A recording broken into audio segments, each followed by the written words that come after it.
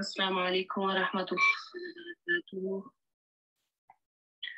نحمده ونصلي على رسوله الكريم أما بعد فأعوذ بالله من الشيطان الرجيم بسم الله الرحمن الرحيم اللهم صل على محمد وعلى آل محمد كما صليت على إبراهيم وعلى آل إبراهيم إنك حميد مجيد اللهم بارك على محمد وعلى آل محمد كما باركت على إبراهيم وعلى آل إبراهيم إنك حميد مجيد اللهم يسر ولا تعسر وتمم بالخير آمين آمين يا رب العالمين جی سورۃ النحل آیہ نمبر 60 اور ہم نے آیہ نمبر 60 تک پڑھا، تو پچھلی ایک دو آیات کا دیکھ لیں کہ ہم نے کیا پڑھا، کیا سبجیکٹ تھا۔ تو اس میں یہ تھا کہ مشرکین جو ہے وہ اللہ کے لیے بیٹیوں کو تجویز کرتے تھے، جبکہ اللہ تعالیٰ شرک سے پاک ہے۔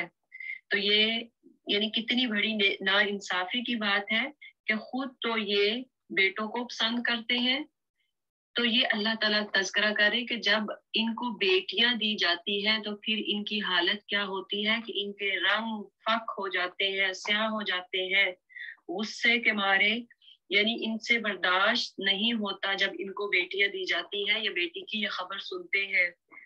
تو بیٹیوں کو بوجھ سمجھا جاتا ہے، اس کو ہم نے جو کل پڑھا، تو بوجھ کس وجہ سے، یعنی جہیز بچی پیدا ہوتی ہی تو فوراً کیا سوچا جاتا ہے کہ ایک تو دعا دی جاتی ہے کہ اللہ اس کی قسمت اچھی کرے، اور ساتھ ہی والدین کو اس کے جہیز کی فکر پڑ جاتی ہے۔ تو جہیز ایک بہت بڑی لعنت ہے جو ہم نے ایجاد کی ہے، تو اس کو روکنا ہوگا، کیونکہ اگر ہم آج سے اپنے سے ہی اگر ہم شروع کریں تو اس کو جیسے ہی آپ کی زندگی میں ایسا کوئی موقع آئے، آپ ایز اے ساس یا ماں بیٹی کی اگر اس کو آپ روکیں، کیونکہ مائیں کبھی کبھی ہم کہتے ہیں کہ مجبور ہے کیونکہ سسرال والوں نے نہیں کہا کہ جہیز ہمیں نہیں چاہیے، تو اس وجہ سے ہم مجبور ہیں۔ لیکن اگر آپ کو زندگی میں موقع ملے، آپ ساس بنے، تو پھر اللہ کے لیے آپ اس رسم کو ختم کر دیں، آپ کو اللہ اتنا اجر دے گا کہ انشاءاللہ دنیا میں بھی اللہ اس کے بدلے میں آپ کے لیے رزق کے دروازے کھول دے گا اور آخرت میں بھی۔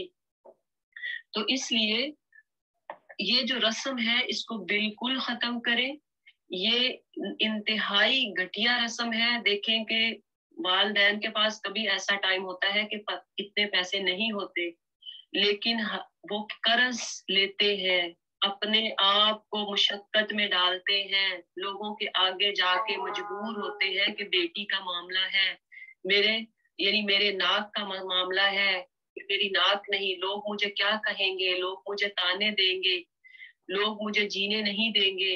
اتنے ماں باپ مجبور ہو جاتے ہیں کہ یعنی ان کو مجبوری کی حالت میں جہیز کے لیے پیسے اکٹھے کرنے پڑتے ہیں، تو کیوں نہ پھر وہ والدین بیٹی کو بوجھ سمجھے۔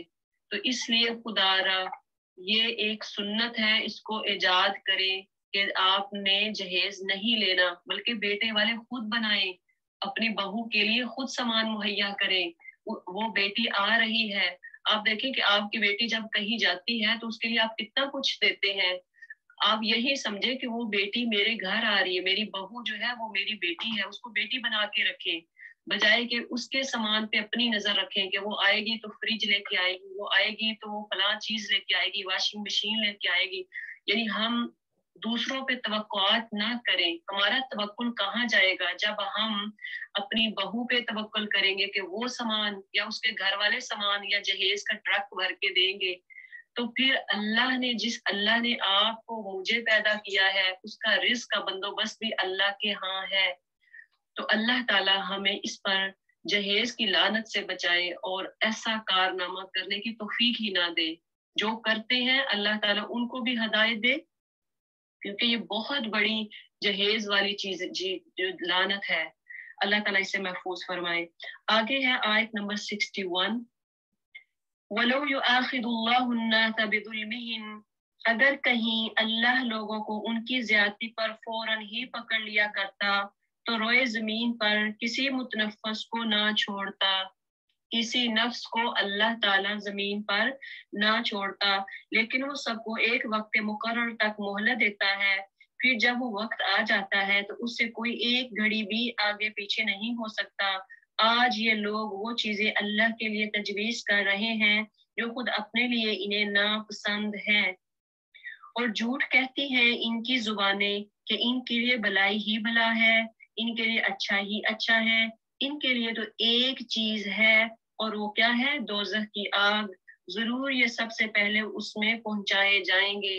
جو شرک کرنے والے ہیں ان کے لیے اللہ نے انجام بھی بتا دیا کہ جہنم ہے، وَلَهُمْ عَذَابٌ أَلِيمٌ، ان کے لیے دردناک عذاب ہے۔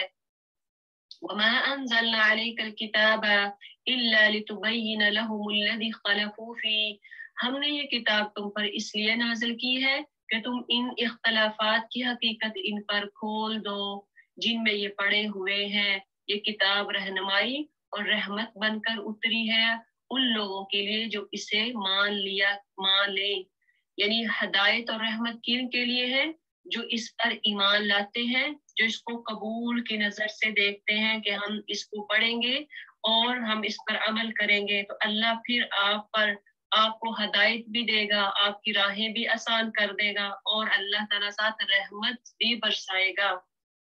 دیکھیں کہ جو قرآن کو پڑھتے ہیں تو اللہ تعالیٰ قرآن کو پڑھتے ہیں اور ساتھ عمل کرتے ہیں تو دیکھیں کہ ان کی زندگیاں پرسکون ہوتی ہیں، کیونکہ وہ صحیح طرح سے قرآن پہ عمل کر رہے ہوتے ہیں، نہ کوئی جھگڑا نہ کوئی لڑائی۔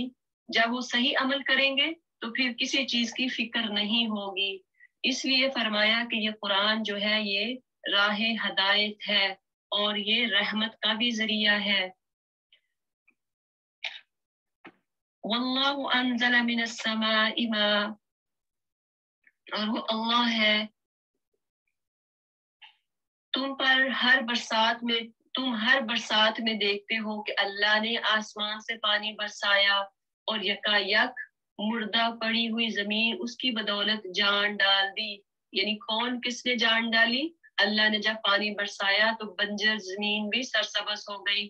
یقیناً اس میں ایک نشانی ہے سننے والوں کے لیے، وَإِنَّ لَكُمْ فِي الْأَنْعَامِ لَعِبْرَةً، اور تمہارے لیے مویشیوں میں بھی ایک سبق ہے۔ ان کے پیٹ سے گوبر اور خون کے درمیان ہم ایک چیز تمہیں پلاتے ہیں، یعنی خالص دودھ۔ دیکھیں کتنی بڑی نشانی ہے۔ گائے، بھینس، بکریاں یہ سب چارہ کھاتی ہے، گرین یعنی پٹھے کھاتی ہیں جو سبز رنگ کے ہوتے ہیں، لیکن دیکھتے ہیں کہ اس کا دودھ جو نکلتا ہے وہ خالص سفید رنگ کا ہوتا ہے، خالص دودھ ہوتا ہے جو پینے والوں کے لیے نہایت خوشگوار ہے۔ تو یہ بھی اللہ کی بہت بڑی نشانی ہے اگر کوئی سمجھے تو۔ وَمِن ثَمَرَاتِ النَّخِيلِ، اور اسی طرح کھجور کے درختوں اور انگور کی بیلوں سے بھی ہم ایک چیز تمہیں پلاتے ہیں جسے تم نشہ آور بھی بنا لیتے ہو اور پاک رزق بھی۔ یہاں پہ کیا پتا چلا؟ اللہ نے دو جو راہ دکھائے ہیں، اب اس پہ انسان نے چلنا کس پہ ہے یہ اس کے اختیار میں ہے، یا تو وہ نشہ آور بنا لے۔ اب آپ کو پتا ہے کھجور اور انگور سے نشہ بنایا جاتا ہے، شراب تیار کی جاتی ہے، تو اس کو کافی دیر تک یعنی رکھا جاتا ہے اور پھر اس کو گلایا سڑایا جاتا ہے اور پھر اس سے شراب بنائی جاتی ہے، تو وہ ناپاک ہے جو کہ حرام ہے۔ اور آج دیکھ لیں کہ شراب اور نشہ آور ڈرگز یہ ساری چیزوں سے آئی دیکھ لیں کہ اتنا عام ہوا پڑا ہے کہ اس سے کئی نسلیں تباہ ہو رہی ہیں، آنے والی ہماری نسلیں ختم ہو رہی ہیں۔ نشہ سے ان کا فیوچر جو ہے، ان کی آخرت بھی تباہ ہو رہی ہے۔ اب کل ہی ایک ایسی نیوز ملی کہ پاکستان میں ایک ایسا بچہ، نوجوان 23 سال کا بچہ، جس نے نشہ کر کے ماں باپ نے اتنا علاج کروایا لیکن نشے کی وجہ سے وہ یعنی جان کھو بیٹھا۔ تو دیکھیں یہ جو بیچنے والے ہیں اللہ نے ان پر بھی لعنت کی ہے، جو بنانے والا ہے، جو آگے سرو کرنے والا، آگے بھیجنے، یعنی 10 لوگ ہیں اس میں جن پر اللہ نے لعنت کی ہے، اور اتنی بڑی کوئی اور چیز، یعنی آپ نے دیکھا ہے جتنی بھی نیکیاں ہیں اس کے بارے میں، ایک اگر نیکی کرتا ہے تو 10 گنا اس کو اجر، 10 نیکیاں کا ثواب ملے گا. لیکن برائی جب انسان کرتا ہے تو جو انسان کرے گا اسی کو ہی اس برائی کا گناہ ملے گا. تو لیکن نشہ آور، نشہ والی چیزیں، ڈرگز، یہ ایسی چیزیں ہیں کہ اس پر حدیث میں آتا ہے 10 لوگوں پر لعنت ہے.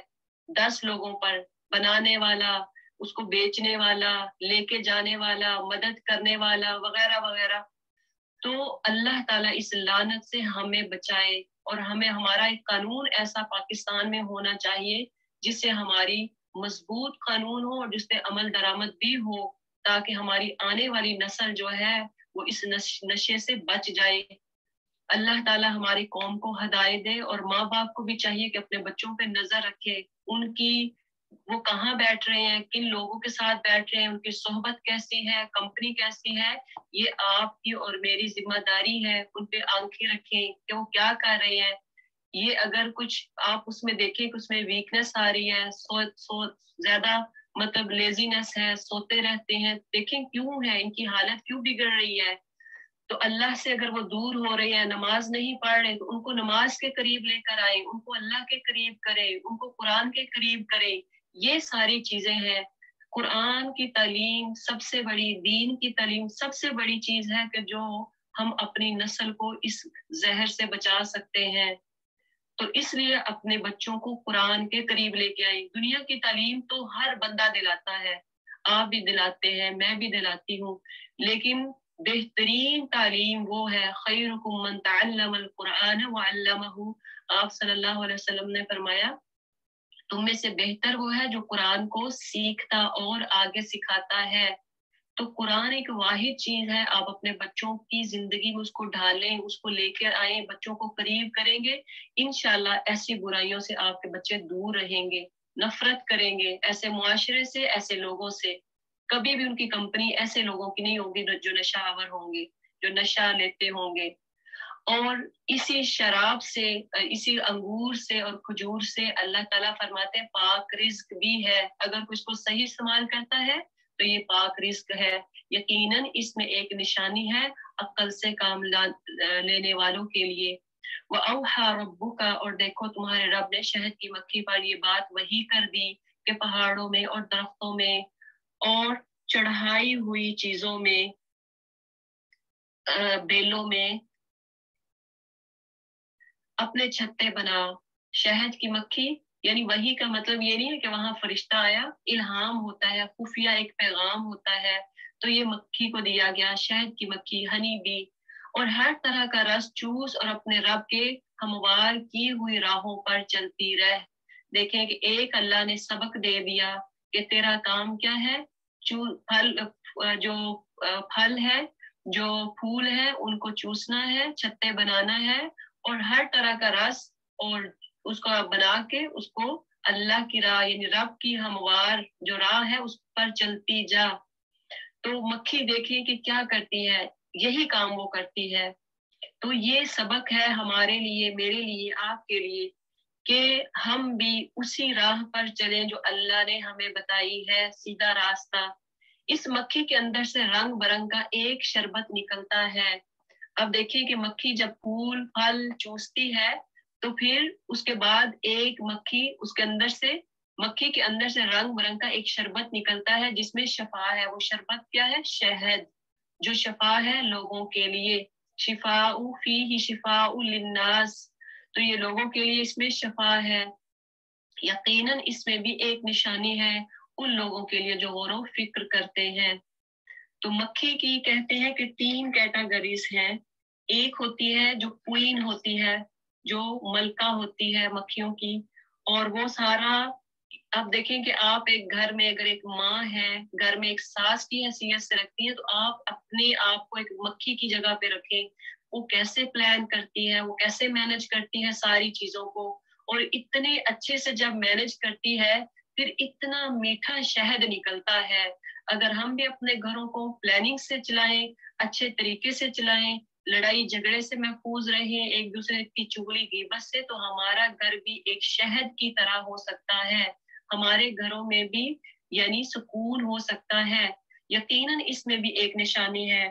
تو یہ بہت بڑی نشانی ہے ہمارے لیے اور ان کے لیے جو غور و فکر کرتے ہیں. اللہ خلقکم، اور دیکھو اللہ نے تم کو پیدا کیا، پھر وہ تم کو موت دیتا ہے اور تم میں سے کوئی بدترین عمر کو پہنچا دیا جاتا ہے تاکہ سب کچھ جاننے کے بعد پھر کچھ نہ جانے. حق یہ ہے کہ اللہ ہی کے علم میں بھی کامل ہے اور قدرت میں بھی. ان اللہ علیم قدیر، اللہ تعالی بہت بڑا عالم ہے اور جاننے والا بھی ہے، قدرت بھی رکھتا ہے. اب بات میں کر رہی تھی کہ ہنی بی کی ملکہ جو ہوتی ہے وہ ٹاپ، وہ سارا پلان کرتی ہے اور اس کے بعد جو دوسرے باقی اس کے نیچے ایک کوئین کے بعد ایک میل ڈرونز ہوتے ہیں جن کا کام جو ہے وہ اس کی جو پلان ہوتا ہے، اس کی انسٹرکشنز ہوتی ہیں، اس پہ عمل درآمد کروانا ہوتا ہے. اور اس کے بعد پھر فیمیل ورکرز ہوتے ہیں، فیمیل ورکرز جو آگے جا کے پھولوں پہ جا کے ان کو چوستی ہیں، ان کا رس بناتی ہیں، واپس لے کے آتی ہیں اور اس کو ایک لیکوڈ کی شکل میں، ایک تھک جو ہے اس کو بنا اس شہد کی شکل میں لے کے آتی ہیں. تو سارے کام کون کرتی ہیں؟ جو ورکرز ہوتے ہیں. تو اسی طرح جو گھر کی ملکہ ہے، جو گھر کی کوئین ہے، جو ماں ہے، جو ساس ہے یا کسی بھی ادارے کا سرپرست ہے، وہ دیکھے کہ میں نے اس کو کیسے مینج کرنا ہے، میں نے اس کو کیسے چلانا ہے.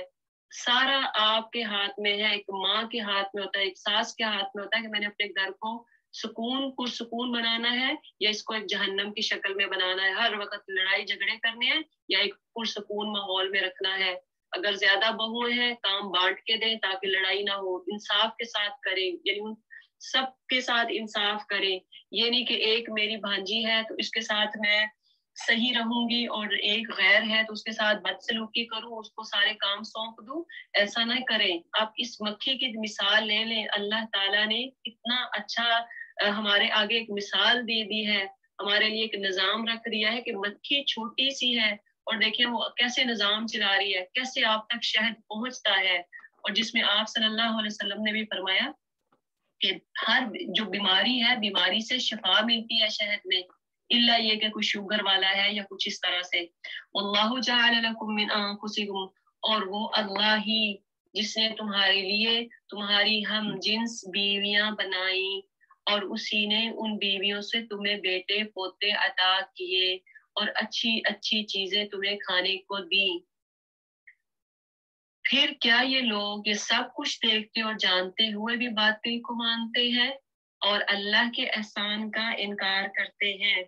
اب یہاں پہ اللہ تعالیٰ نے ذکر کیا ہے کہ اللہ تعالیٰ نے تمہیں بیویاں دی، آگے اولاد دی اور ان کے ساتھ کیسے آپ نے رہنا ہے، پھر کھانے کو اچھی اچھی چیزیں دی. دیکھیں کہ اگر پر سکون ماحول ہوگا تو کتنا اچھا وہ گھر ہوتا ہے، وہ ایک جنت سا لگتا ہے. ایک دوسرے کے ساتھ انسان خوش رہتا ہے، بات چیت کرتا ہے، اچھا ماحول ہوتا ہے، کوئی لڑائی جھگڑا نہیں ہوتا. تو اللہ تعالیٰ کہہ رہے ہیں یہ بہت بڑی نعمت ہے اور اللہ کا احسان کیا کریں، اللہ تعالیٰ کی نیکی کو جانیں کہ یہ کتنی بڑی نیکی ہے. اور وَيَعْبُدُونَ مِن دُونِ اللَّهِ، اور اللہ کو چھوڑ کر ان کو پوجتے ہیں جن کے ہاتھ میں نہ آسمانوں سے انہیں کچھ بھی رزق دینا ہے، نہ زمین سے، اور نہ یہ کام وہ کر ہی سکتے ہیں. فَلَا تَضْرِبُوا لِلَّهِ الْأَمْثَالِ، بس اللہ کے لیے مثالیں نہ گھڑو، اللہ جانتا ہے تم نہیں جانتے. اللہ ایک مثال دیتا ہے، ایک تو غلام ہے جو دوسرے کا مملوک ہے اور خود کوئی اختیار نہیں رکھتا، یعنی غلام ہے جو دوسرے کے در پہ، یہ جو مالک کے ہر حکم کے آگے یس سر کرتا ہے اور خود کوئی اختیار نہیں رکھتا. اس کے ہاتھ میں دیکھیں کہ آپ کا اگر سرونٹ لے لے غلام کی جگہ پہ تو آپ جو کہیں گے وہ وہی کرے گا، ٹھیک ہے. اگر وہ آپ سے کبھی اونچی آواز میں بولے گا تو آپ تو اس کو نہیں رکھیں گے، آپ اس کو ڈانٹیں گے. دوسری طرف ایسا شخص جس نے ہمیں اپنی طرف سے اچھا رزق عطا کیا اور وہ اس میں کھلے اور چھپے خوب خرچ کرتا ہے. دوسری طرف وہ شخص ہے جسے اللہ نے اپنی طرف سے رزق عطا کیا اور اس میں سے وہ کھلے اور چھپے خرچ کرتا ہے. بتاؤ کیا یہ دونوں برابر ہے؟ یعنی ایک با اختیار انسان ہے اور ایک وہ جو کہ غلام ہے. یہ دونوں برابر ہو سکتے ہیں؟ نہیں. ایک ملکہ ہے اور ایک اس کا سرونٹ ہے، کیا دونوں برابر ہو سکتے ہیں؟ نہیں۔ اللہ بھی ایسے ہی ہے، اللہ مالک ہے اور ہم سب اس کے غلام ہیں، کیا ہم برابر ہو سکتے ہیں؟ غلام کا کام کیا ہوتا ہے؟ یس سر کہنا، اس کی ہر بات ماننا، اپنے مالک کی ہر بات کو سننا۔ تو ہم اللہ کے غلام ہیں، ہم اللہ کے سرونٹ ہیں، اللہ جو کہے ٹھیک ہے ہم اس کو کریں گے۔ اللہ نے جو حکم نازل کیا، چاہے وہ ہماری ذات کے لیے برا ہی کیوں نہ ہو، چاہے وہ ہم اس کو یہ سمجھتے ہوں کہ یہ تو صحیح نہیں ہے، یہ میں کیسے عمل کروں گی اس پہ، تو یہ میرے لیے تو مشقت کا باعث ہے، لیکن ہمارا کام غلام کا کام ہوتا ہے، اس کو ماننا۔ کوئی بھی کام دیا جائے غلام کرتا ہے، اللہ کے ہم غلام ہیں، اس لیے کوئی بھی کام دیا جائے، اللہ نے کوئی بھی شریعت میں کوئی بھی حکم کہا، ہمیں اس سے ماننا ہے، قبول کرنا ہے۔ یہ دونوں برابر نہیں ہو سکتے، اللہ اور اس کے بندے مخلوق برابر نہیں ہو سکتی۔ الحمدللہ، مگر اکثر لوگ اس سیدھی بات کو نہیں جانتے، جو اللہ کا غلام بننا چاہتے ہیں، جو چاہتے ہیں کہ ہم ویسے ہی غلام بنے جو اللہ جیسے چاہتا ہے۔ الحمدللہ، اللہ کا شکر ادا کریں۔ اللہ ایک اور مثال دیتا ہے، دو آدمی ہیں، ایک گونگا بہرا ہے، کوئی کام نہیں کر سکتا، اپنے آقا پر بوجھ بنا ہوا ہے، جدھر بھی وہ اسے بھیجے کوئی بھلا کام اس سے بن نہ آئے، یعنی ایسا آدمی گونگا بہرا، آپ کبھی ایسے بندے کو رکھیں گے اپنے گھر میں کہ یہ تو میرا سرونٹ بنے گا، میں اس اپنی جاب پہ رکھ لوں، یہ میرا سیکرٹری ہوگا؟ کہ ایسے بندے کو جو گونگا بھی ہو بہرا بھی ہو، اور جب کبھی آپ اس کو کام کرنے کو کہیں تو وہ گلاس پلیٹ توڑ کے ہی آئے، آپ ایسے بندے کو تو نہیں رکھیں گے۔ دوسرا شخص ایسا ہے کہ انصاف کا حکم دیتا ہے اور خود راہ راست پر قائم ہے۔ بتاؤ کیا یہ دونوں یکساں ہیں؟ اب یہاں پہ انصاف کا حکم دیتا ہے اور خود راہ راست پر ہے، یعنی جو پلان کرتا ہے، گائیڈ کرتا ہے سیدھے راستے کی طرف، یہ دونوں برابر ہو سکتے ہیں؟ کبھی بھی نہیں برابر ہو سکتے۔ تو اس لیے اللہ کے ساتھ پھر شرک کرنا کیوں؟ نبی کی ہمیشہ بات سنے، نبی صلی اللہ علیہ وسلم نے جو فرمایا، جو کہا، اس پر منوعن تسلیم کرے اس کو۔ وَلِلَّهِ غَيْبُ السَّمَاوَاتِ وَالْأَرْضِ، اور زمین و آسمان کے پوشیدہ حقائق کا علم تو اللہ ہی کو ہے، اور قیامت کے برپا ہونے کا معاملہ کچھ دیر نہ لگے گی، کچھ دیر نہ لے گا، مگر بس اتنی کہ جس میں آدمی کی پلک جھپک جائے۔ قیامت کا جب ٹائم آئے گا تو کتنا ٹائم لگے گا؟ کلمح البصر او ہوا اقرب، صرف آپ جیسے پلک آپ جھپکتے ہیں اتنا ٹائم، یا اس سے بھی تھوڑا لگے گا اور قیامت آ جائے گی، بلکہ اس سے بھی کچھ کم۔ حقیقت یہ ہے کہ اللہ سب کچھ کر سکتا ہے۔ جو لوگ کہتے ہیں کہ دیکھی جائے گی، ابھی تو بہت عمر پڑی ہے، میں بعد میں نمازی بن جاؤں گا، ابھی تو میرے کپڑے صاف نہیں ہے، میں بعد میں نماز پڑھوں گی، میں فلاں، ابھی میرے پاس چھوٹا بیبی ہے، پڑھنے نہیں دیتا، وغیرہ وغیرہ۔ تو دیکھ لیں جب ٹائم آ گیا موت کا، جب قیامت کا، کوئی بھی ایک سیکنڈ بھی آگے پیچھے مہلت نہیں ملے گی۔ واللہ اخرجکم من بطون امہاتکم، اللہ نے تم کو تمہاری ماؤں کے پیٹوں سے نکالا اس حالت میں کہ تم کچھ نہ جانتے تھے، اس نے تمہیں کان دیے، آنکھیں دی اور سوچنے والے دل دیے، اس لیے کہ تم شکر گزار بن جاؤ۔ علم یرو الی الطیر، کیا ان لوگوں نے کبھی پرندوں کو نہیں دیکھا کہ فضائے آسمانی میں کس طرح مسخر ہے؟ اللہ کے سوا کس نے ان کو تھام رکھا ہے؟ یعنی وہ پرندے جو اڑ رہے ہیں، کیسے آسمان میں کبھی آپ نے دیکھا ایسے قطار میں جا رہے ہوتے ہیں، ایک لائن میں جا رہے ہوتے ہیں، ایک آگے ہوتا ہے اور باقی سارے اس کے پیچھے جا رہے ہوتے ہیں۔ کبھی ہم انہیں کو دیکھ کے اپنا نظام سیٹ کر لیں، اپنے آپ کو سیٹ کر لیں کہ ایک پرندے کے پیچھے 100 پرندہ بھی ہوگا تو ایک ہی لائن میں۔ کبھی چونٹیوں کو دیکھا ہے؟ ایک لائن میں جا رہی ہوتی ہیں، یعنی انہوں نے ساری اپنے اپنے کام پہ لگی ہوتی ہے چونٹیاں، لیکن ایک لائن میں جا رہی ہوتی ہے، ایک بندے کو فالو کر رہی ہوتی ہے۔ تو کبھی ہمیں ان سے ہی سبق لے لینا چاہیے، سیکھ لینا چاہیے کہ ایک چونٹی، ایک پرندہ جو اللہ کا حکم بجا لا رہا ہے، کیا ہم انسان ہم ان سے نہیں سیکھ سکتے؟ ہم اپنے آپ کو صحیح نہیں کر سکتے؟ ہم اپنے آپ کو ٹائم کا، وقت کا پابند نہیں کر سکتے؟ کیا ہم اپنے آپ کو قانون کا پابند نہیں کر سکتے؟ ہم کیوں اللہ کے قانون کو اور شریعت کو اور جو ہمیں دنیا میں قانون ہے اس کو توڑے. اللہ کے سوا کس نے ان کو تھام رکھا ہے؟ اس میں بہت نشانیاں ہیں ان لوگوں کے لیے جو ایمان لاتے ہیں. دیکھیں سورہ نحل ہم نے پہلے بھی کہا تھا کہ اس میں بہت ساری نعمتیں ہیں اللہ تعالیٰ کی. تو یہ اگر کوئی سمجھنے والا ہو، اگر کوئی اپنی زندگی کو صحیح گزارنے والا ہو تو اسی صورت کو پڑھ کے صحیح زندگی گزار سکتا ہے، صحیح انسان بن سکتا ہے.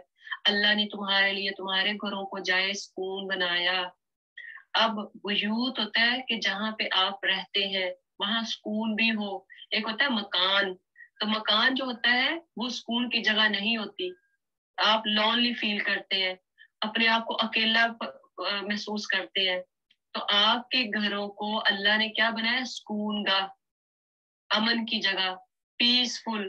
اس لیے گھروں میں اب یہاں سے بھی ہم سیکھ سکتے ہیں کہ ہم نے اپنے گھروں میں لڑائی جھگڑے کی بجائے ہم نے گھروں کو جنت بنانا ہے، جنت سا بنانا ہے. اس نے جانوروں کی کھالوں سے تمہارے لیے ایسے مکان پیدا کیے جنہیں تم سفر اور قیام دونوں حالتوں میں ہلکا پاتے ہو.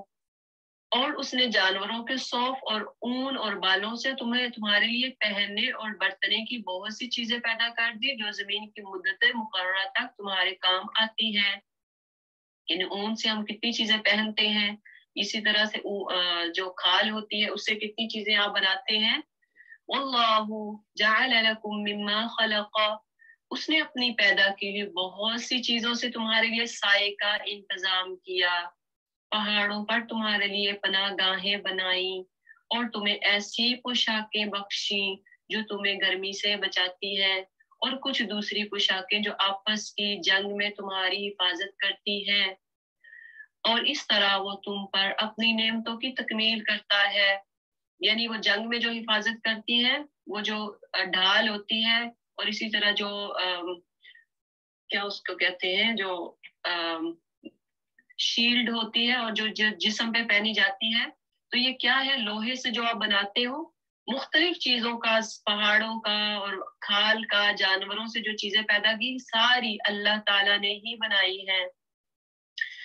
اس طرح وہ تم پر اپنی نعمتوں کی تکمیل کرتا ہے شاید کہ تم فرما بردار بنو، اللہ کے مطیع فرما بردار ہو جاؤ.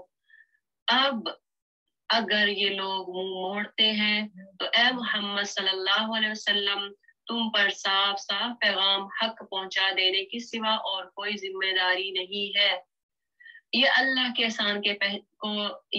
احسان کو پہچانتے ہیں پھر اس کا انکار کرتے ہیں، اور پھر ان میں بیشتر لوگ ایسے ہیں جو حق ماننے کے لیے تیار نہیں ہیں.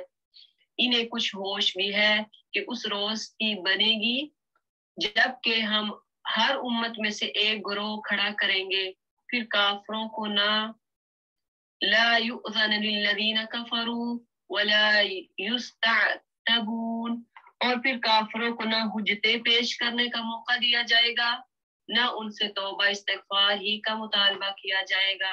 قیامت والے دن، حشر کے دن، اللہ تعالیٰ سب کو اکٹھا کرے گا. پھر کوئی بھی کہے کہ اچھا اتنا بھی دنیا میں آرگومنٹ کرنے والا ہو، مکالمہ کرنے والا ہو، اس کا کوئی کسی کام وہ نہیں آئے گا. ظالم لوگ جب ایک دفعہ عذاب دیکھ لیں گے تو اس کے بعد نہ ان کے عذاب میں کوئی تخفیف کی جائے گی اور نہ انہیں ایک لمحہ بھر کی مہلت دی جائے گی. وَإِذَا رَأَى الَّذِينَ، اور جب وہ لوگ جنہوں نے دنیا میں شرک کیا تھا اپنے ٹھہرائے ہوئے شریکوں کو دیکھیں گے تو کہیں گے اے پروردگار یہی ہیں ہمارے وہ شریک جنہیں ہم تجھے چھوڑ کر پکارا کرتے تھے. اس پر ان کے وہ معبود انہیں صاف جواب دیں گے کہ تم جھوٹے ہو. اس وقت یہ سب اللہ کے آگے جھک جائیں گے اور ان کو وہ ساری افطرا بردازیوں رفو چکر ہو جائیں گی. یعنی ان کے جتنے بھی جھوٹ ہوں گے سب ختم ہو جائیں گے یہ دنیا میں کرتے رہے تھے. جن لوگوں نے خود کفر کی راہ اختیار کی اور دوسروں کے اللہ کی راہ سے روکا انہیں ہم عذاب پر عذاب دیں گے. کفر کی راہ اختیار کی اور دوسروں کو اللہ کی راہ سے روکنا، اس پر ڈبل عذاب ہوگا. اس فساد کے بدلے جو وہ دنیا میں برپا کر رہے یعنی جو وہ دنیا میں فساد برپا کرتے رہے، اس پر اللہ تعالیٰ ان کو عذاب پر عذاب دے گا۔ اے نبی صلی اللہ علیہ وسلم، انہیں اس دن سے خبردار کر دو جبکہ ہر امت میں خود اسی کے اندر سے ایک گواہ اٹھا کھڑا کر دیں گے جو اس کے مقابلے